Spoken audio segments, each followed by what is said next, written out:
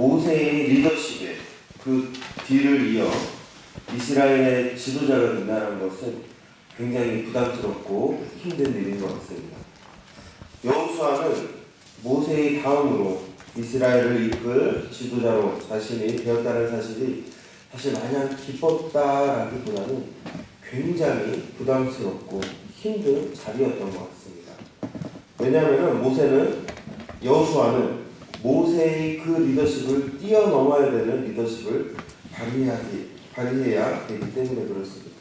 그리고 그것뿐만 아니라 자신의 눈앞에 있는 이 가나안을 정복해야 되는 그런 숙제가 여호수아에게 있었기 때문에 사실 여호수아에게 이스라엘의 지도자로 세움받았다라는 것이 마냥 기쁘고 좋은 일이라기보다는 자신에게 있어서 과연 이것이 나에게 감당할 수 있는 일인가라는 수많은 고민과 스트레스를 안겨주는 그런 자리인 것 같습니다. 그런 어떤 고민과 힘든 고민의 자리에서 오늘 여호수아 1장 6절에서 9절 말씀은 여호수아가 그 고민을 어떻게 극복하고 이 모든 숙제들을 어떻게 감당해야 되는지를 해답을 알려주는 그런 말씀인 것 같습니다. 그래서 오늘 이 말씀은 여호수아가 이스라엘의 지도자로서 극복해야 될 두 가지 숙제를 어떻게 해결해야 되는지를 잘 알려주고 있습니다. 첫 번째는 모세의 뒤를 이어 리더십을 발휘하는 것입니다. 두 번째는 가나안을 어떻게 정복할 수 있는지를 오늘 말씀, 3절의 말씀에서 나와 있습니다.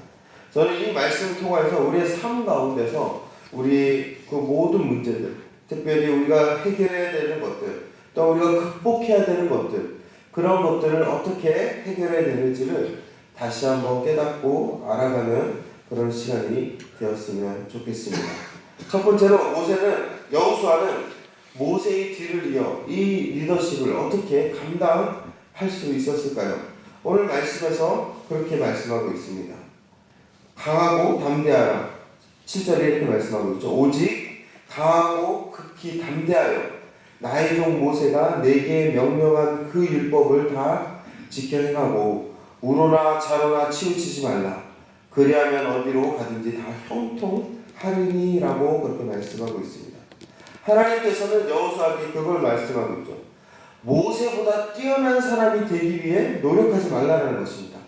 모세에 집중하지 말고 내가 모세에게도 얘기했던 그 율법, 말씀에만 지키고 말씀에만 집중하라는 그런 삶을 살라라고 하나님께서 여호수아에게 말씀하고 있는 것입니다. 결국 모세에 신경 쓰지 말라는 것입니다. 이전에 모세가 했던 재판, 모세가 했던 통치 방식, 모세가 싸웠던 전쟁 방식, 거기에 연연하지 말고 이스라엘 백성들이 거기에 어떻게 이야기하든 반응하지 말고 오직 하나님의 말씀, 내가 이전에 모세에게도 이야기했었던 그 율법의 말씀을 보듯이 너는 하나님의 말씀에만 집중하라라고 그렇게 말하고 있습니다. 그렇기 때문에 여호수아에게 있어서 모세의 리더십을 극복하기 위해서 여호수아가 해야 될 숙제는 하나님의 말씀에 집중하는 것입니다.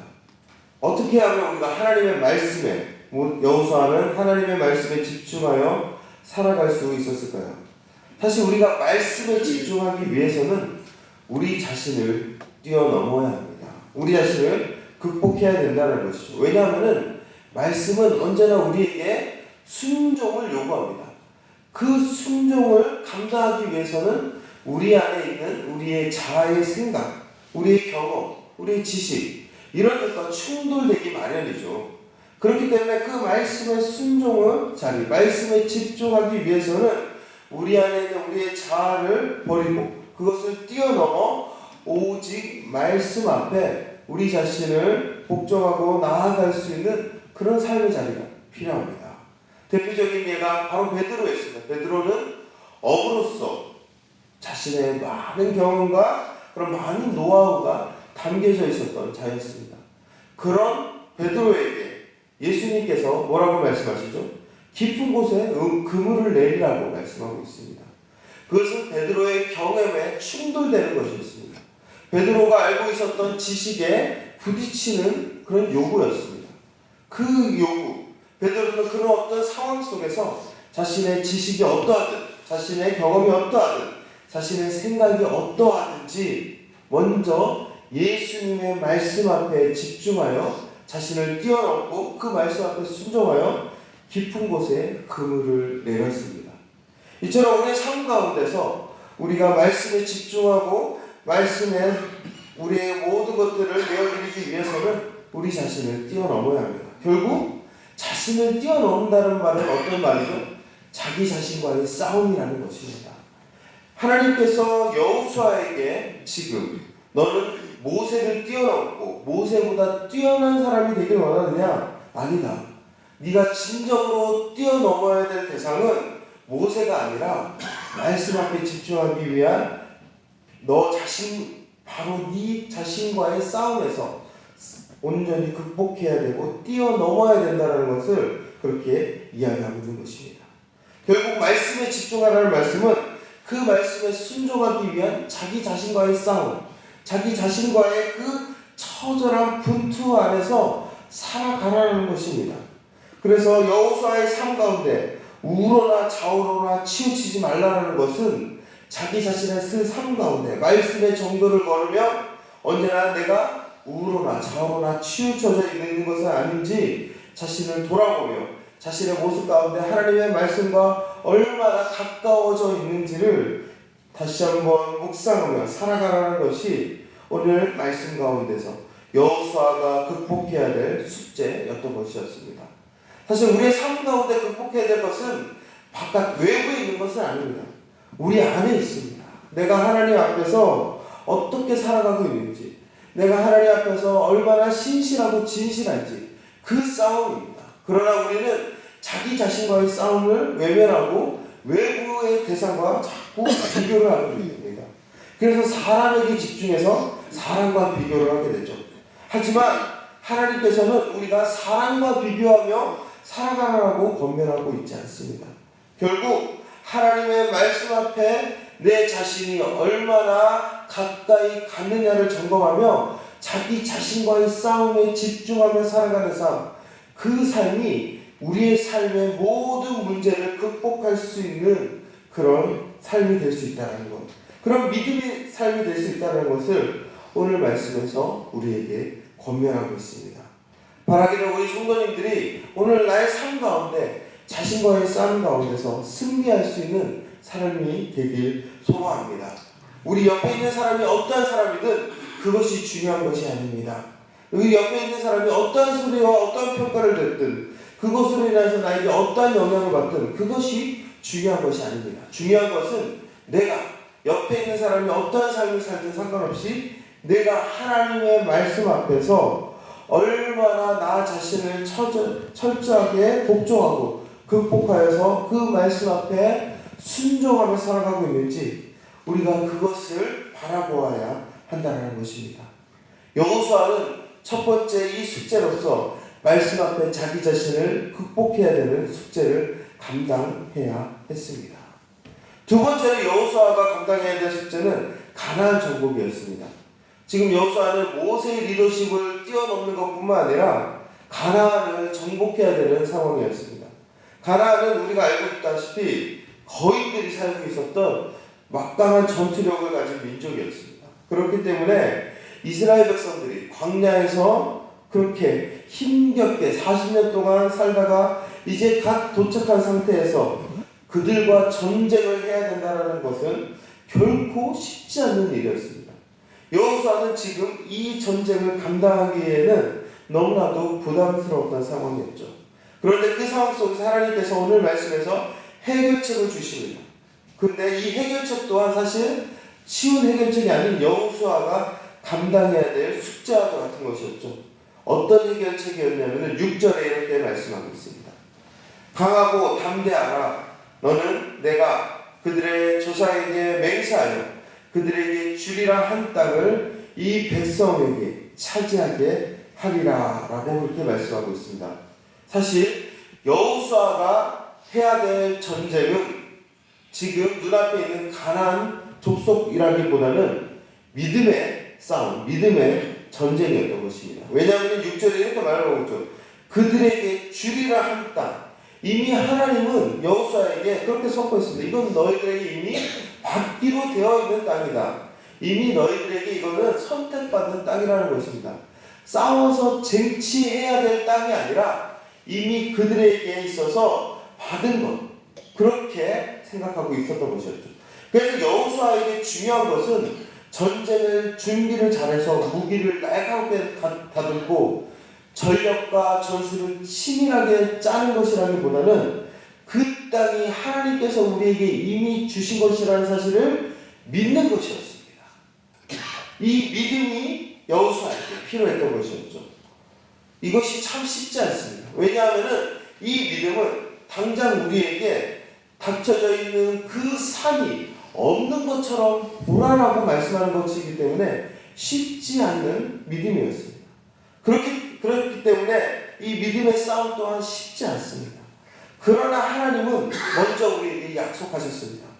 그 약속의 말씀을 오늘 한 번 한 것이 아닌 이스라엘 백성들이 40년간의 그 길고 긴 여정 속에서 계속 이스라엘 백성들에게 주입식 교육으로 그 땅은 이미 너희 것이다. 그러니 걱정하지 말아라. 내가 너희에게 주기로 이미 약속했다. 걱정하지 말아라.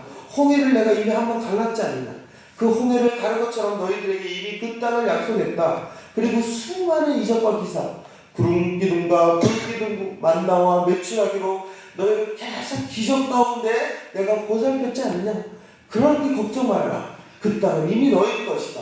거인 보지 말아라. 그들이 갖고 있는 무기에 집중하지 말아라. 그들이 갖고 있는 그 엄청난 전투력에 집중하지 말아라. 그냥 내가 이미 너희에게 주기로 약속했으니 그 약속만 바라보아라. 하나님께서는 이스라엘 백성들에게 40년 동안 이 주입식 교육을 끊임없이 시켰습니다. 그리고 오늘 다시 한번 그 가나안 정복을 앞선 그 자리 가운데서 그 리더십인 여호수아에게 이것을 다시 한번 말씀하셨습니다.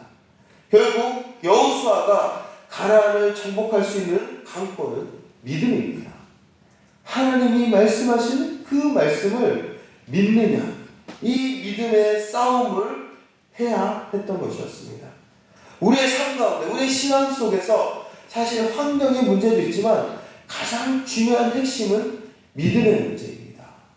내가 하나님을 믿고 있는지, 내가 예수님을 잘 믿고 있는지, 그 믿음의 문제로 인하여서 우리는 사실 우리의 삶의 모든 문제들을 극복할 수 있지만, 하지만 우리는 때로는 믿음이 연약해져 있고 믿음이 흔들리기 때문에 결국 우리의 삶에 있는 문제가 마치 가나안 족속처럼 거대해 보이고 막강해 보여서 우리는 그것을 감당할 수 없는 것처럼 보이는 것입니다.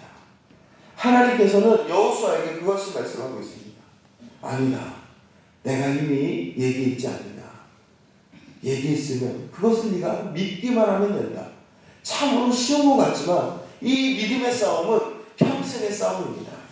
내가 하나님을 믿고 은혜를 받으면 지금 당장 산을 옮길 것 같지만 또한 내가 세상에서 그 세상에 집중해서 살아가다 보면 이 믿음은 어김없이 무너지고 그 세상의 가나안의 그 족속의 막강한 모습 앞에 두려워 떨면서 우리의 믿음은 온데간데 없이 사라지게 될 때가 있습니다.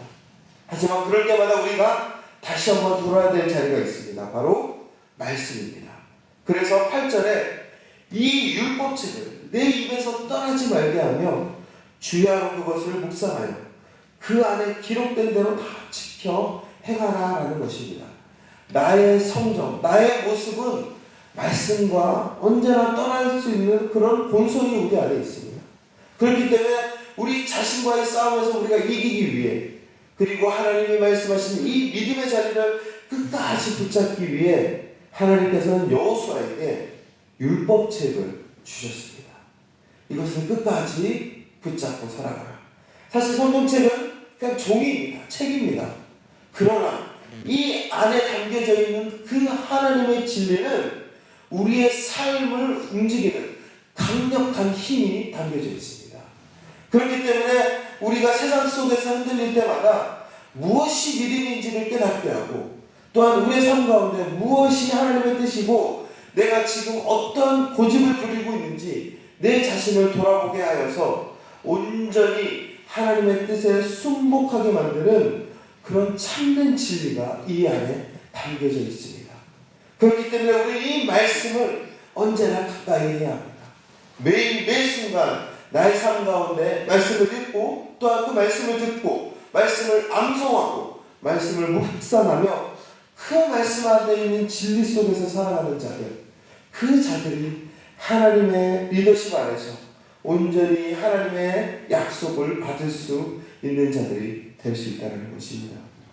오늘 이 말씀을 우리가 다시 한번 깨닫고 주님 앞에 온전히 나아가 믿음의 싸움에 승리할 수 있는 우리 성도님들 되길 소망합니다.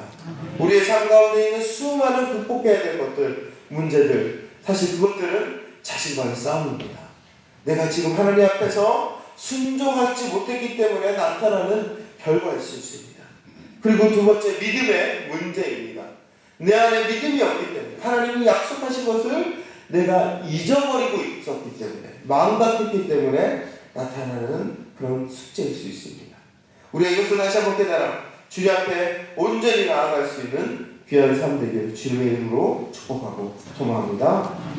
함께 기도하며 나가겠습니다. 하나님, 내 삶 가운데서 하나님이 말씀하신 것이 무엇입니까? 내가 그것을 극복하지 못하고 환경과 비교하고 사람과 비교하며 살아가지 않았습니까?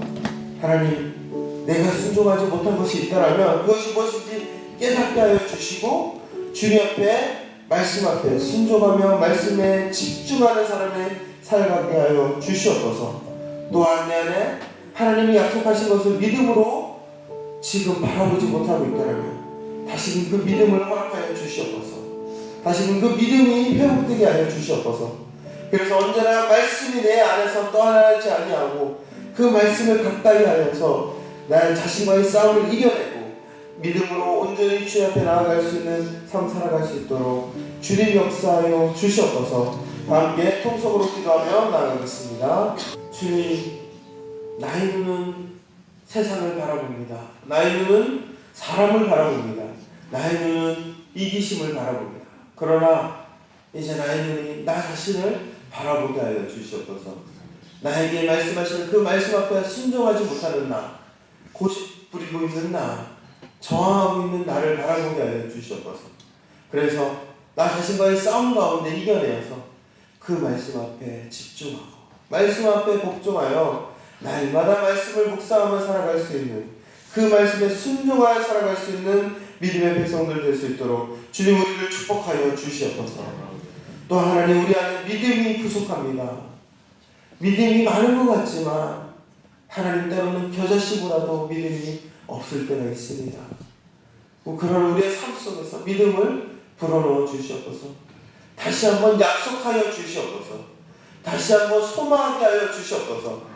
그래서 내 눈앞에 있는, 우리들의 눈앞에 있는 그 가나안 족속이 우리가 극복할 수 없는 대상이 아니라 하나님께서 우리에게 약속하셨기에 우리의 먹이임을 우리가 다시 한번 믿음으로 선포하며 담대히 세상 속으로 살아가며 달려나갈 수 있는 우리 귀한 제정학교의 성도님들 될 수 있도록 주님 함께하여 주시옵소서. 감사드리며 예수 그리스도의 이름으로 기도합니다. 이제는 우리 주 예수 그리스도의 크신 은혜와 하나님의 끝없는 사랑과 성령님의 교통하심과 인도하심이 믿음의 삶 속에서 오직 말씀 앞에 우리 자신을 내어드려 믿음으로 승리하며 살아가길 원하는 우리 제주영학교의 모든 성도님들의 삶 가운데 이제부터 영원토록 함께 하시기를 간절히 축원하옵나이다. 아멘.